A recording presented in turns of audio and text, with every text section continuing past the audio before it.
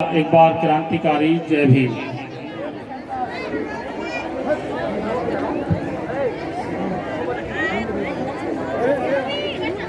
साथियों, सबसे पहले तो मैं जो यहाँ की आयोजक कमेटी है, मैं उनसे दरख्वास्त करूँगा कि वो कृपया एक बार मंच पे आए। जो आयोजक कमेटी है उनके साथी जो भी है वो कृपया मंच पे आए एक बार।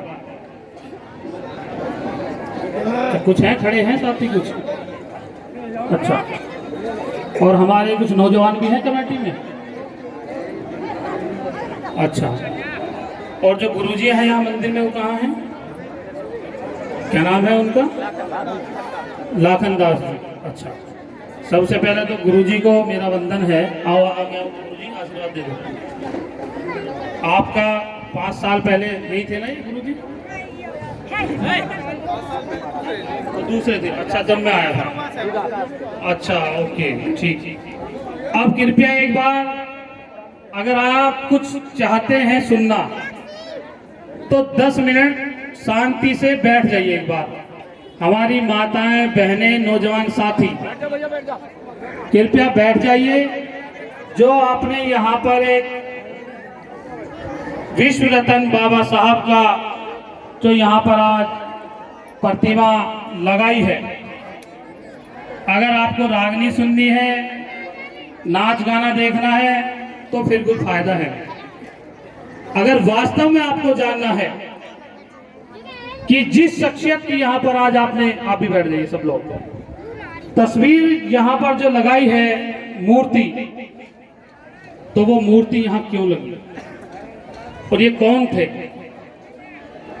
खासकर मैं नौजवान साथियों से अपील करूंगा, बुजुर्गों की कट गई है तो उन्होंने यहां तक हमें लेकर के आए। जितने मेरे नौजवान साथी हैं एक बार जोर से बोलना मेरे साथ, जय भीम। जय भीम। भाई मजा नहीं आया दोस्तों, पूरे जोश के साथ बोलना है तुम्हें। जय भीम।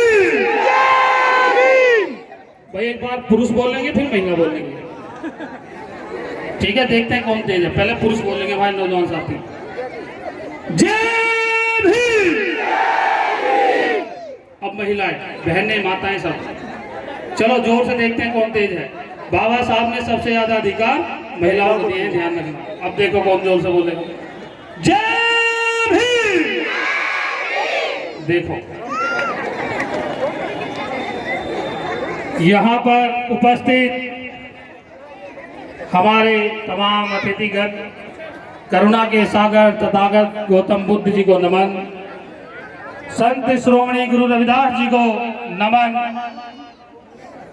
बहुजन समाज में जन्मे सभी महापुरुष, गुरु, महात्माओं, संतों को मेरा नमन, और नारी मुक्ति के दाता, संविधान के निर्माता, परम पूज्य भारत के रत्न बोधिसत्व बाबा साहब डॉक्टर भीमराव अम्बेडकर जी को चरणों में मेरा कोटि कोटि नमन है।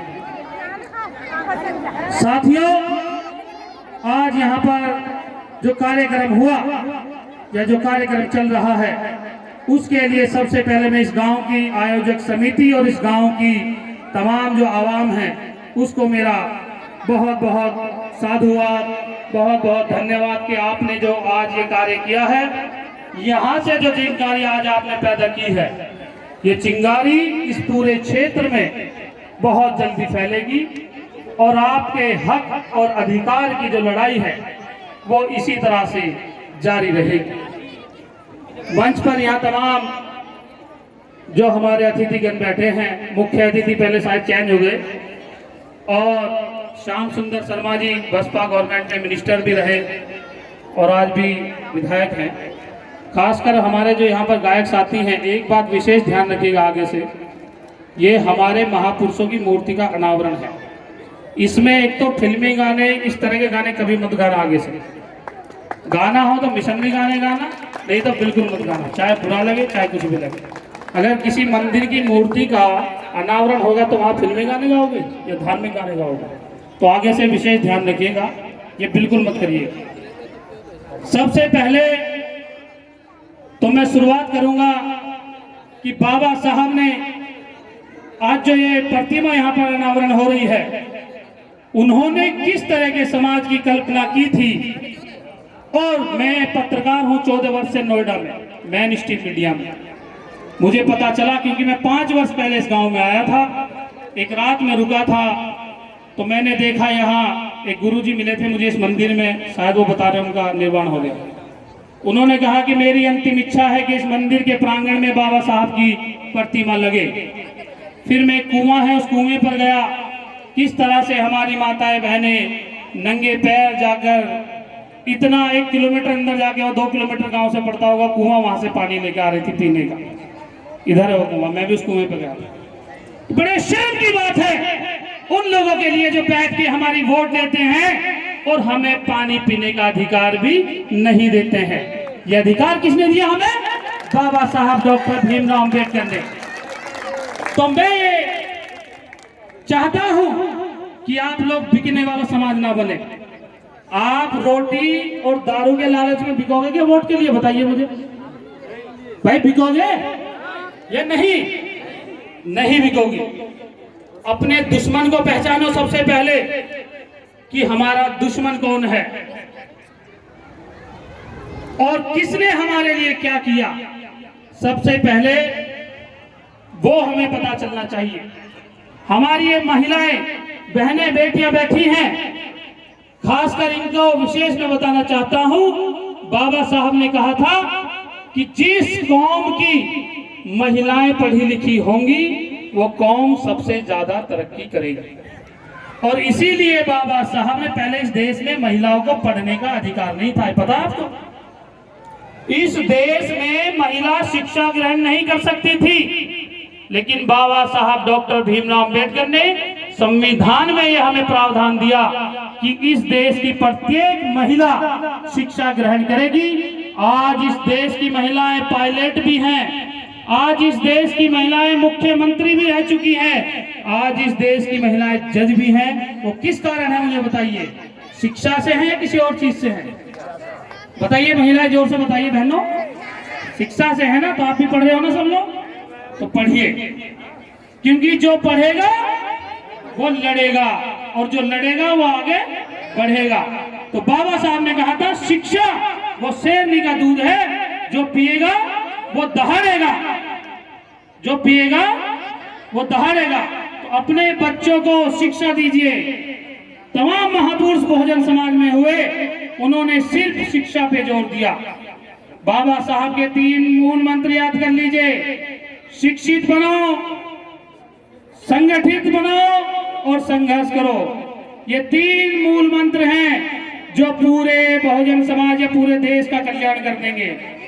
आज कुछ लोग सत्ता में बैठे लोग हमारे आरक्षण पर चोट करते हैं, बार बार हमें आरक्षण की कहते हैं भाई आरक्षण भीख है, तुम तो भिखारी हो। भाई तुमने क्यों 10% आरक्षण ले लिया? हम भिखारी थे तो तुम क्या हो गए? तुम भी तो भाई बन गए हमारे। बात करते हैं यहाँ पर जाट समाज इस गांव में बड़ी तादाद में है। मैं तो उन जाट समाज के भाइयों से कहूंगा कि सर छोटू राम को पढ़िए आप लोग। जब आप सर छोटू राम को पढ़ेंगे तो आपको पता चलेगा आप किस पंक्ति में खड़े हैं इस देश में। हाथरस कांड आपने देखा, किस तरह से हाथरस में कांड हुआ, एक बेटी के साथ बलात्कार हुआ। और वहीं जब लोग गए, खासकर जयंत चौधरी जो जाट समाज में बड़े नेता हैं, उस भाई पे भी लाठियां बजाने का काम इस सरकार ने कराया। और एक राकेश टिकैत जो अभी मौजूदा है, प्रदर्शन कर रहे हैं, उनको भी पता नहीं क्या क्या कह के इस देश में अपमानित करने का काम किया जा रहा है। तो कौन लोग हैं? इसीलिए बाबा साहब ने कहा था कि करोड़ों वर्ष की टीबी को मैं जड़ से काट चला हूं और देखभाल करते रहना जो हिस्सा बांट चला हूं। कि जो छुआछूत, ऊंच नीच, भेदभाव की जो करोड़ों वर्ष की टीबी जो यहाँ प्रथा चली आ रही थी, बाबा साहब ने उसको एक झटके में काट दिया और हमें संवैधानिक अधिकार दिए कि हम एजुकेशन ले सकें, हम अपने हक अधिकार के लिए लड़ सकें। ये एजुकेशन और इस तरह के तमाम जो हक हमें दिए वो संविधान में डॉक्टर भीमराव बाबा साहब अम्बेडकर ने दिए, तो हमें उनके चरणों में कोटि कोटि नमन करते हुए उनको वंदन और अभिनंदन करना चाहिए। इसी के साथ साथ बातें बहुत हैं और बहुत ज्यादा आप लोगों को बाबा साहब को पढ़ना पड़ेगा, आपको समझना पड़ेगा, क्योंकि यहाँ वक्ता भी बहुत बैठे हैं, साथी भी बहुत है, और मुझे लगता है कि मुझे अपनी बात को विराम देना पड़ेगा।